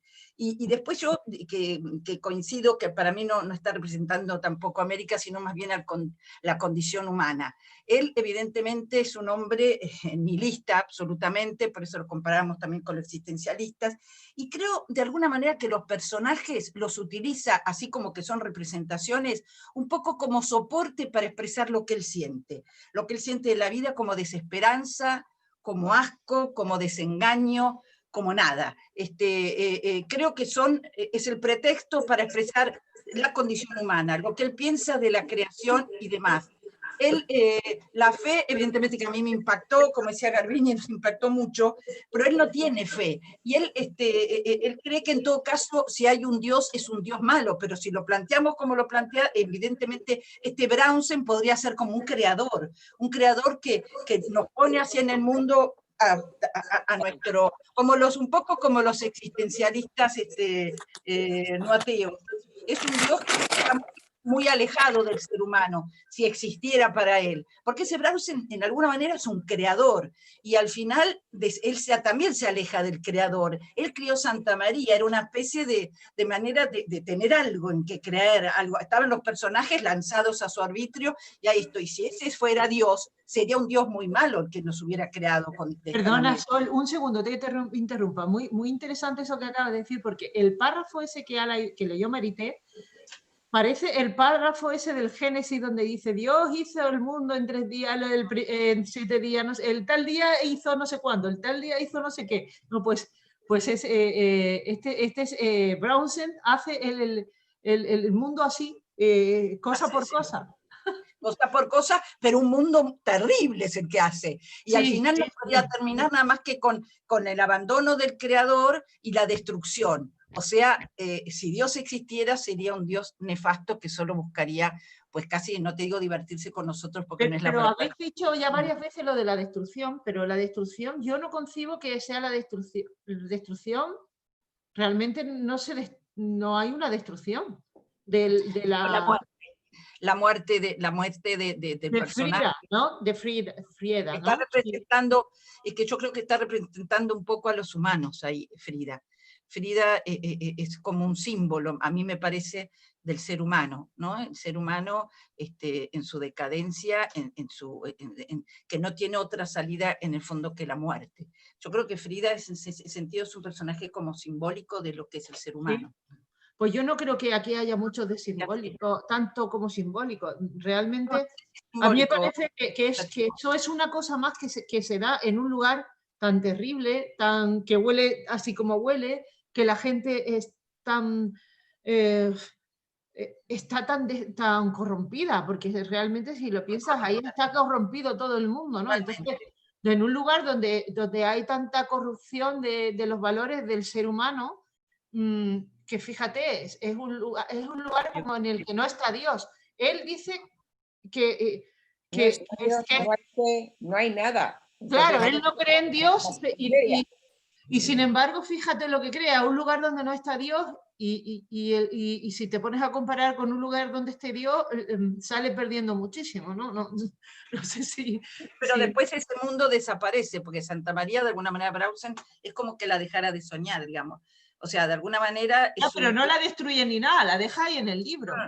No, la queman. El final es que el Colorado la quema. Es el Colorado quien la quema. Ese es el final. Lo cual no quiere decir que para Messi después la usó en algo, pero realmente ahí es como el final de... Si te acuerdas, lo tiene. Pero yo me preguntaba, ¿qué es lo que, ¿por qué nos horroriza tanto, ¿no?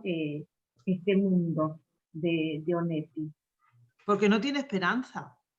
Ninguna. No hay belleza nunca. Porque el hombre, la condición humana es nefasta, porque no hay nada que lo salve realmente. Ni cooperación, ni construcción, ni... mucho egoísmo, desidia también ante no hay amor, no hay amor. No.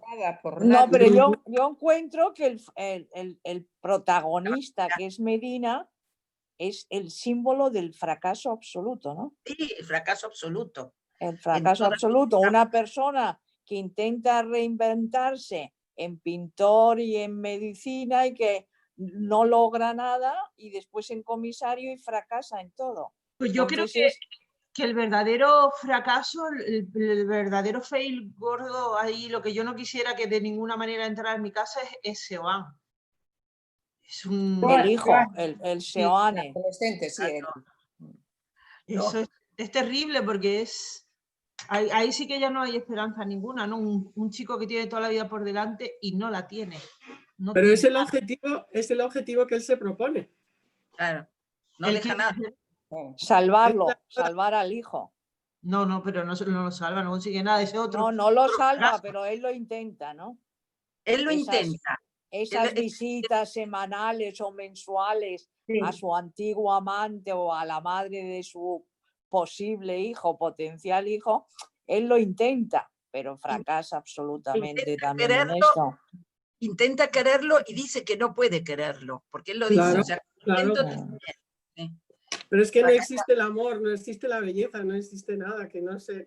Pero algo se siente por él, porque ¿por qué se preocupa y por qué va detrás de Frida cuando lo tiene allí enganchado a la droga? ¿Y qué acto? ¿Es un acto de amor que el hijo sea el que mate, o sea, que Seoane sea el que mate a Frida?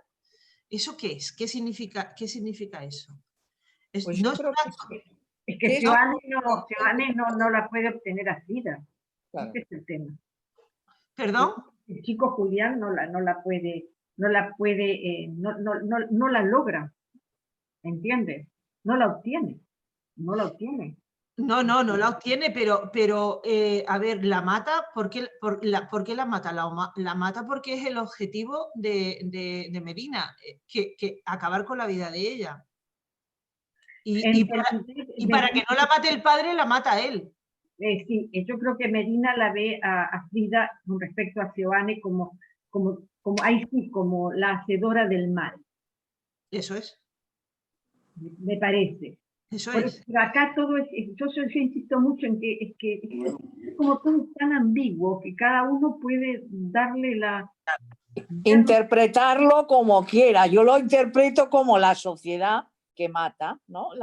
Esa sociedad del vacío mata, acaba matando, ¿no? Es un poco lo que decía Garbiñe antes, ¿no? Que si no tienes fe en nada, no crees en nada, y él cree que el sinsentido de la vida no lo puedes buscar, la explicación al sinsentido, pues no, el final es la muerte. Yo, perdón, en la muerte de Frida hay veces que igual vislumbro un poco contra natura. Ni la natura se salva. No.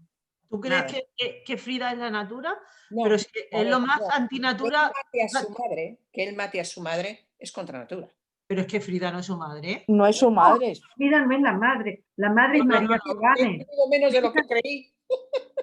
No, Frida no es la madre. Frida es un transexual. Es verdad. Mira, horrible. Bueno, transexual, eso yo no lo he sacado tampoco. No sé si es una... Yo la veo una prostituta bisexual. Sí. No, en algún lugar dice lo de los atributos, en algún lugar habla de que es un transexual y de su voz. No lo oí eso. No me di cuenta en todo caso. De nuevo sería la cosa de la ambigüedad, pero de alguna manera Julián Seoane también es un chico del hoy, de la hora. Sí. ¿No? De la aquí y de la hora. Un chico totalmente enganchado a las drogas, que podría ser Frida o como puede ser cualquier otra mujer obsesionado con esta mujer. No es tan distinto, ¿no? Por eso es que me parece por eso que Onetti es muy de hoy, a pesar de todo. ¿Muy de? ¿Qué? Del hoy, muy del hoy, de la hora. Sí, eso es verdad, pero por ejemplo, en cuanto a lo que tú dijiste de que traía al hombre contemporáneo, es verdad que sí que trae al hombre contemporáneo depravado, vamos a decirlo así. Al hombre contemporáneo ya lo trajo Pérez Galdós, no hacía falta... pero me parece que estamos hablando de este hombre de los años 20, de los años 30, ¿sí? ¿No es cierto? Que tiene, me parece que es un poco diferente a los personajes de Galdós, me parece a mí. Yo no conozco la obra de Galdós como tú la conoces. Sí, son muy diferentes, pero es muy diferente porque el tono es existencialista, aunque Galdós raramente acaba una de sus novelas bien, como tú dirías, final feliz. Ninguna acaba, vamos, no recuerdo, creo que una o dos acaban lo que diríamos un final feliz, ¿no? Pero no trata especial con tanta oscuridad, con tanto existencialismo. Si es que es Sartre, si es que es aquel que leímos, el de la... El extranjero, ¿no leyeron? No. Sí, el del extranjero, exactamente. No es esa manera de que yo no sé cómo esas personas si realmente vivían así, pensaban así, cómo se mantenían en este mundo y no se suicidaban. Porque es como vivir en una depresión y como escribir en una depresión. Ellos consideraban que el suicidio era el único acto libre del ser humano. Sí. Pero a su vez tenían el compromiso, el Saint-Germain famoso, el compromiso, digamos, social de algún punto, que a él no lo tiene tampoco acá. O sea, que te diría que todavía es más triste. A mí me hace acordar un poco a Hermann Hesse, a un personaje de Hermann Hesse, a Harry Haller. No es separio, ¿no? Un poco, sí. Claro, que está un poco desvinculado del grupo humano, que contempla a las personas desde una óptica exterior, que está totalmente incomunicado, porque no hay comunicación entre los personajes, ninguna comunicación real. y entonces nos da como una radiografía de todos estos personajes, pero todos desvinculados unos con otros, muy solo, muy deshumanizado, muy desolado, ¿no les trae un poco recuerdos del personaje de Hermann Hesse? ¿Tiene algo? No, de Hermann Hesse no me recuerda. Del Demián, algo del Demián. Demián era un hombre así. Pero en Camus existe el suicidio, lo prueba él con el mito de Sísifo, o sea, todos los días el ser humano haciendo, que se levanta hasta que se acuesta lo mismo, y al día siguiente la bola esa se cae y tiene que empezar, entonces admite el suicidio y llama a la política a solucionar esto, porque en el libro de Camus es un libro político dentro de todo, aunque hable del suicidio, pero en no lo veo. No. Como político. No lo veo. Es un existencialista, pero no de los existencialistas filósofos que acostumbramos a leer, como Sartre. ¿Cómo? Como Sartre. Como Sartre, sí, como Schopenhauer, es otro tipo de filosofía, la de Onetti. La de Onetti es destrucción, a veces por destrucción. El hombre no tiene otra salida que la destrucción, porque él está mirándose a sí mismo, él no tiene otra salida. No, es él en realidad. Él en los libros es él y termina como es él, como tiene que terminar él. ¿Cómo murió Onetti? Eso es el único detalle que no lo dijiste, Cristina. De muerte natural, digamos, porque tenía problemas de salud, tenía 94 años, ¿no? 84. 84, pero se lo había bebido todo. No se suicidó. Pero parece ser que con el hígado destrozado exacto, él tenía problemas del alcoholismo, ¿no? Y claro, porque no tomaba en la cama de Máximo Barce.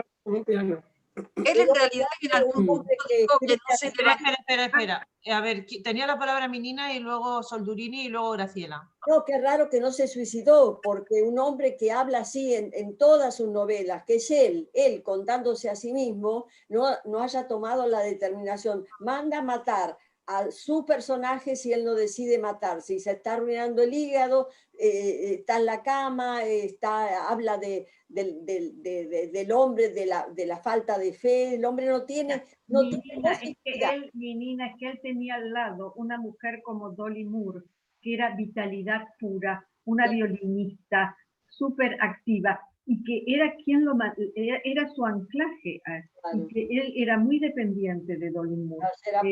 Onetti no se iba a suicidar nunca, y además tenía con su esposa, Además, mira, en Google, la descripción que hace de él, dice, es inquietante, pesimista, un existencialista de la palabra, no que él fuera existencialista. Claro, pero lo que él dijo con respecto a esto de la cama, él dijo que se acostaba en una entrevista, alguna vez lo dijo, que él estaba ahí en la cama porque no había nada interesante afuera que lo llevara al salvarse. Graciela, te toca. A la esposa había que darle un premio, un monumento a la esposa.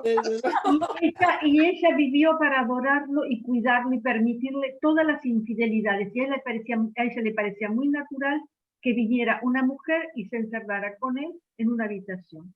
Eso es, como dicen los andaluces, hay gente para todo. Hay gente para todo, desde luego. Lo que tiene no creer en Dios.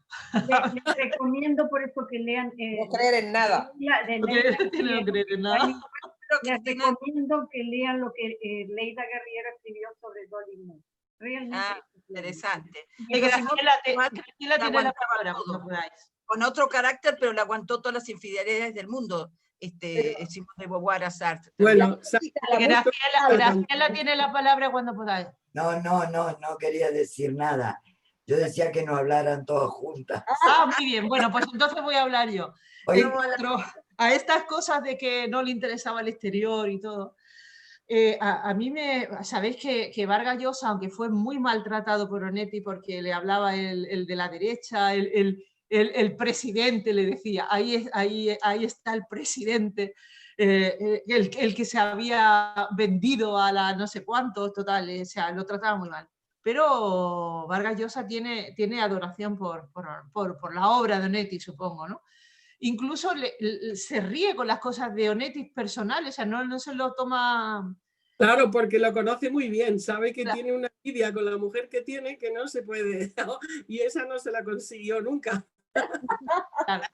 Bueno, y entonces hay una anécdota que cuenta, bueno, hay varias anécdotas de Onetti con Vargas Llosa. Una de ellas es que, por lo visto, en los años 60 los invitaron tanto a Onetti, a Vargas Llosa, creo, no sé si estaba también Gabo, algunos más latinoamericanos, los invitaron a Nueva York como una especie de simposium de literatura latinoamericana, que empezaba el boom, que no sé qué historia, total, que los llevan allí, nada más llegar él dice, mira, yo he venido, pero yo no voy a hablar, ¿eh? Que sepáis que no voy a hablar. Entonces él estuvo allí, le pagaron todo y no abrió la palabra en todo el simposio. Cuando acaba el simposio le dicen, bueno, pues les tenemos preparado una sorpresa, los vamos a llevar de excursión por todo Estados Unidos, por la ruta 66, vamos a cruzar Estados Unidos y los vamos a llevar hasta la costa oeste. Total, que todos contentos, Vargas Llosa, ¡oh, no veas! Claro, eran jóvenes. Se van todos y dice, pues los iban llevando a los mejores hoteles, una cosa que es extraordinaria, ¿no? Dice que cuando llegaban a los hoteles, pues Vargas Llosa decía, ¿está usted en tal pueblo? Y Vargas Llosa a ver todos los museos, a ver toda la gente, a ver cómo era, a ver cómo comían, ¿no? Esa cosa que tiene Vargas Llosa de conocer todo, ¿no? Dice que él cogía y se encerraba en la habitación y no iba a ningún lado. Dice que cruzó todo Estados Unidos sin pararse en una sola ciudad. O sea, él ya tenía su ciudad, tenía su Santa María, sus historias dentro, por muy degradantes que fuesen, y no le interesó para nada Estados Unidos. Pero ese cortocircuito que tiene Vargas Llosa con varios escritores, con Gabo también lo tuvo y nunca supimos por qué. Bueno, eso es otra cosa. Sí. Bueno, por tema de mujeres parece ser que fue todo. Claro que sí, claro que sí.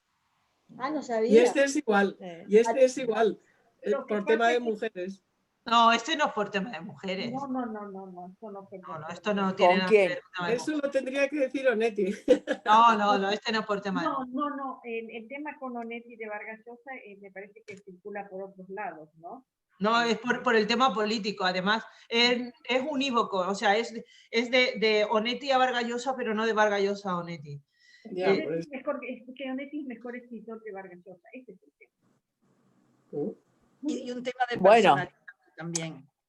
Son muy distintos, yo tampoco son muy diría... distintos y bueno, yo por ejemplo me gustaría pasar una tarde con Vargas Llosa y no tengo ningún interés en pasarla con Onetti. No, Tony, no. Nunca con Vargas Llosa, Hombre, Onetti, todo lo que hemos leído y los vídeos que hemos visto de él, es un hombre muy, muy amargado, muy, muy difícil, una persona, mientras que Mario Vargas Llosa es súper relaciones públicas, ¿no? Claro, son caracteres completamente opuestos. Es que es un señor que ha leído todo sin juzgar lo que lee. Y bueno, da unas conferencias maravillosas sobre y ha escrito sobre muchísimos escritores. Bueno, hay una anécdota sobre Vargas Llosa y Onetti que yo cada vez que porque además yo tenía antes los dientes como Vargas Llosa, he de decirlo, y hasta que me los arreglé tenía dientes de conejito. Y entonces me partía de risa el día que me enteré. Resulta de que un día llaman a un periodista, fue a llamar a la puerta de Onetti, y abrió y dice que se quedó muy sorprendido a verle la pinta que tenía, claro. A lo mejor venía de la cama y bueno, pues, con los 3 pelos que tenía tiesos y bueno, le dice, ¿por qué me mira usted así? ¿Qué pasa? ¿Que solo tengo un diente? Dice, es que los demás se los ha quedado Vargas Llosa.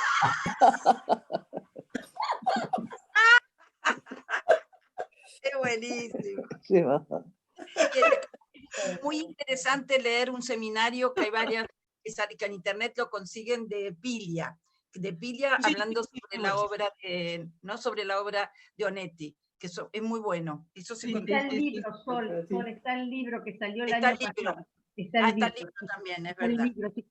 En realidad son las clases que él dio en la Universidad de Buenos Aires sobre Onetti en los años 90 y que se lograron las grabaciones y se ha desgrabado todo esto. Y yo lo tengo aquí para comprarlo justamente, porque bueno, me gusta Pilia también. También es En algo se parecieron. Vargas Llosa se casó con la tía y con la sobrina. Hay que ver, ¿eh? Eso es una cosa curiosísima. Onetti se casó con la prima hermana y con la hermana cuñada. de la prima hermana, o sea que genéticamente tienen algo en común. O sea que son personajes que hacen incesto. Son incestuosos los dos y ahora no sé, Incestuosos. esta Se lo chica. pueden permitir todo. Bueno, yo la verdad que me pregunto, leyendo este libro, si verdaderamente hay trozos del libro que los ha escrito bajo el alcohol. Anda, claro. Eso- Trozos no todos. Porque sí, hay A mí me trozos, parece- hay trozos maravillosos en los que Totalmente. tiene una prosa que es espectacular, con lo que decía Sol de los sentidos, utiliza los 5 sentidos.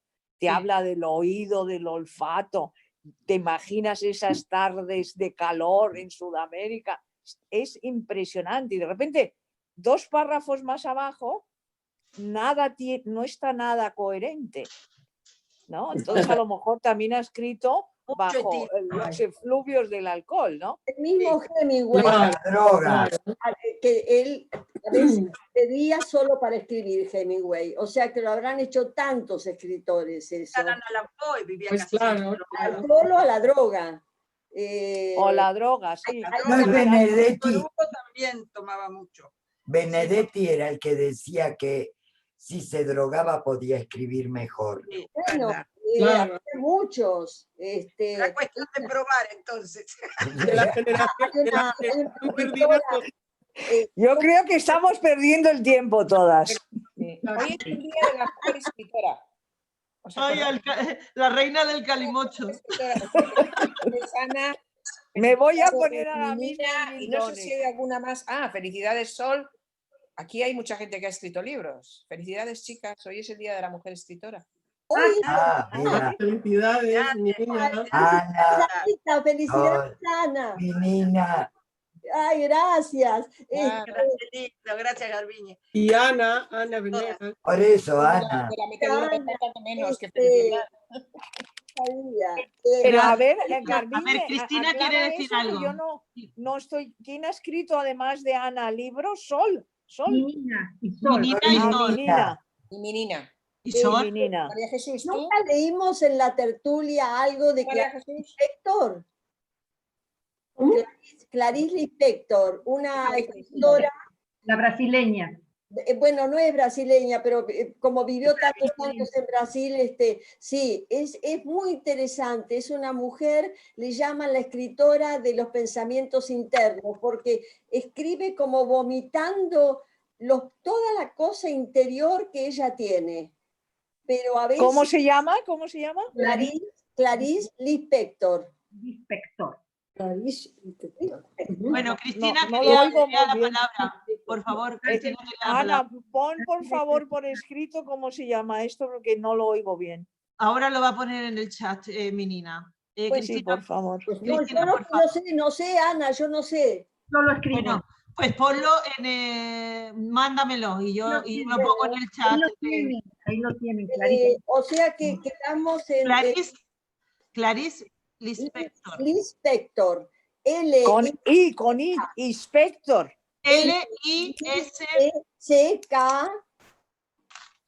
L-I-S-C-K-P-E. S-T-O-R. Exacto, Lispector. Clarice. Clarice. Pero, Cristina, por favor. Sí, no, quería simplemente decir que les parece esto que estamos haciendo en las últimas tertulias de hacer una pequeña presentación del autor, o si volvemos a lo de antes, que es en realidad empezar directamente con el libro. No, yo creo que hay que hacer la presentación. Bueno, entonces, a ver, ¿quién es la voluntaria que presenta el Garbiñe, que ha conocido a Paul Auster. ¿Qué le conocí? Garbiñe. ¿Tengo un libro firmado por él? Sí, sí. O sea, que me toca Paul Auster. Pues Sí. me gusta mucho. No, Ya lo sé. Somos hermanas de Paul Auster, tú y yo. personaje, qué hombre más interesante. Hermanas en Paul Auster. Paul Auster, sí. Oye, pero yo he hecho hace muy poquito. Si quieres hacer tú. No. Tú que te has firmado y que has estado con él. Eso para que nos impregnemos las demás. El libro firmado. Oye, y el otro lo hago yo, que voy a estar más liberada. El siguiente. Vale. Otro es el de el final de la FER. Sí. Ay, ese te tiene que gustar mucho. Vale, yo lo hago. Vale. Graham Greene. Graham Greene, ese es bueno. Y además me encanta. Eso es buenísimo, Muy buen escritor, sí, muy lindo. Gran escritor. Bueno, a ver, a mí me gustaría saber, ¿no? Porque la verdad, en cierto momento me he sentido un poco culpable y digo, jo, ¿a qué no aparece nadie en la tertulia? Y son 10. ¿Os ha merecido la pena leer a Onetti para la tertulia?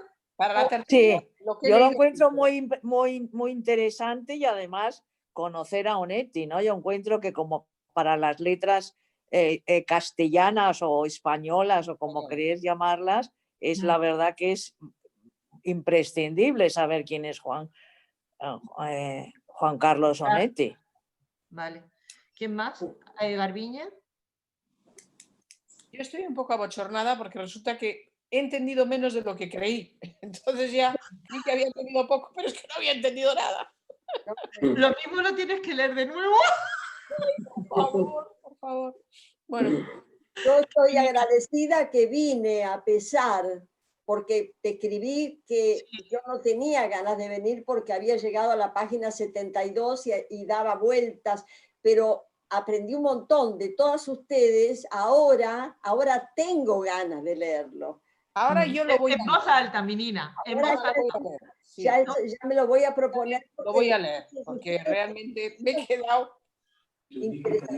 No puede ser, Garbiñe, que Onetti 3, Garbiñe 0. No puede ser. Hay una autora que me gustaría que alguna vez considerara. Están ni listas. No me van. Sol, dime, ¿quién es? Dacia Marani, la italiana. Sí. Es un fenómeno de escritora, es la escritora viva. Bueno, ponlo para la próxima. En el mes de diciembre tenemos que traer nuevas. Perdón, Sol. Sí. Entonces, lo que hay que hacer, como mi Nina que mencionó, la de Clarice, ponerlo. Ustedes me mandan una lista y después, en votación democrática, se elige. Perfecto. Y siempre que sea un libro, chicas, que hayan leído. Sí, claro, tiene que ser que hayamos leído. Eso sí me parece que es importante, recomendar un libro que ustedes hayan leído, para saber por qué lo recomiendan. Claro. Perfecto. Y no basándose en lo que dijo una amiga o en la crítica en algún lado. Cristina, ¿a ti qué te ha parecido que leamos para la tertulia Onetti? Me pareció fantástico. Ah, qué bien, me alegro mucho. No sé si era el mejor libro, tal vez sobre todo para quienes no conocían la obra de Onetti, empezar con este tal vez no era lo más sencillo. Podría haberse leído La vida breve, que es en realidad la construcción de la teoría.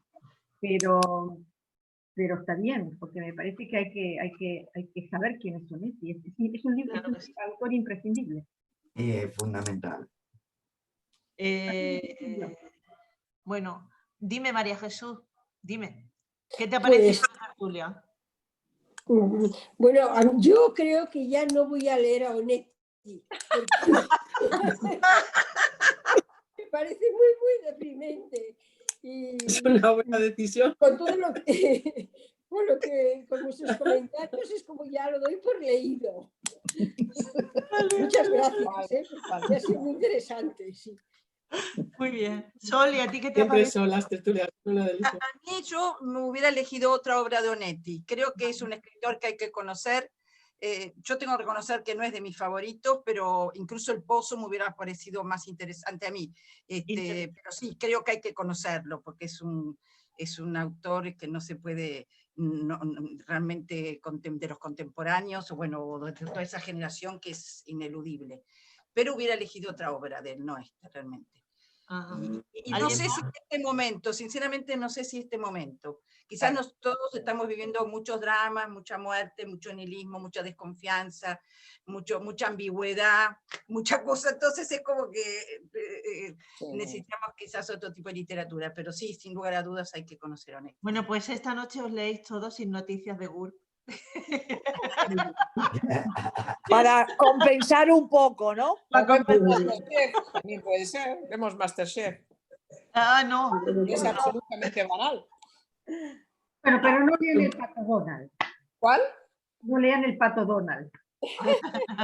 Oye, se aprende mucho, ¿eh? A mí me Pato encantaba. Donald también. Oye, Cristina, que yo... Tiene una literatura parecida a Benedetti. A mí me encantaba el manual de los jóvenes castores. Ay, ¿no? a mí también. Ay, qué lindo. Me encantaba. Me encantaba. Muy bien. ¿Qué? ¿Nos vamos o Bueno, qué? chicas, Nos vamos. Bueno. Reunión estupenda. Muchas Hasta gracias. la próxima. Me alegro mucho de haberos Hasta la visto próxima. todas.